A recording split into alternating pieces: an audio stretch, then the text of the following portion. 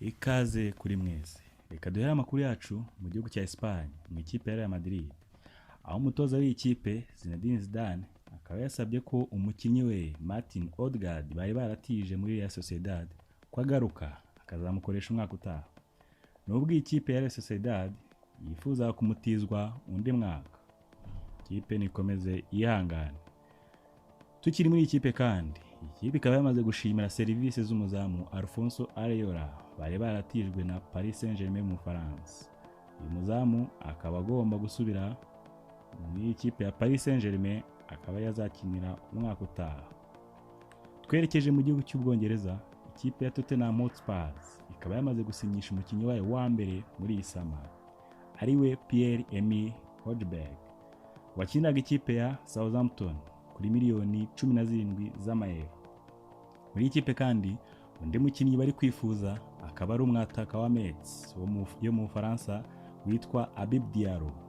Akaba ikipe ya Metz iri kumwifuzamo amafaranga angana ari hagati ya miliyoni 15 ndetse na 20 z'amayero.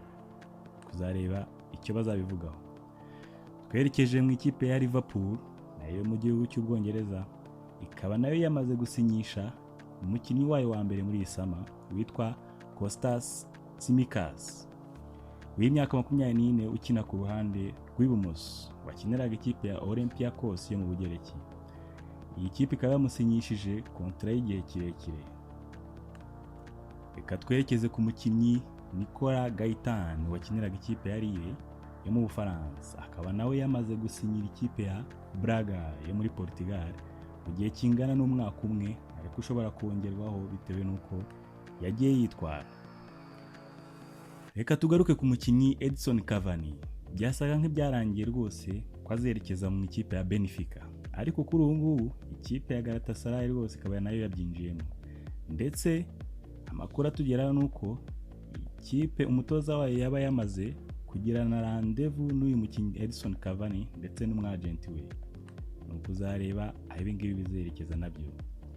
Reka turangirize amakuru yacu ku nkuru nziza yo ku ikipe yitwa Stade Rennais yo mu Faransa. Ibi ni nyuma yuko hamenyekanye amakipe ane azakina demi-finale ya Europa League, ariyo Shakhtar Donetsk izahura na Inter de Milan, Sevilla izahura na Manchester United, kandi izi zose zikaba zaramaze kubona itike y'umwaka utaha kuzakina Champions League.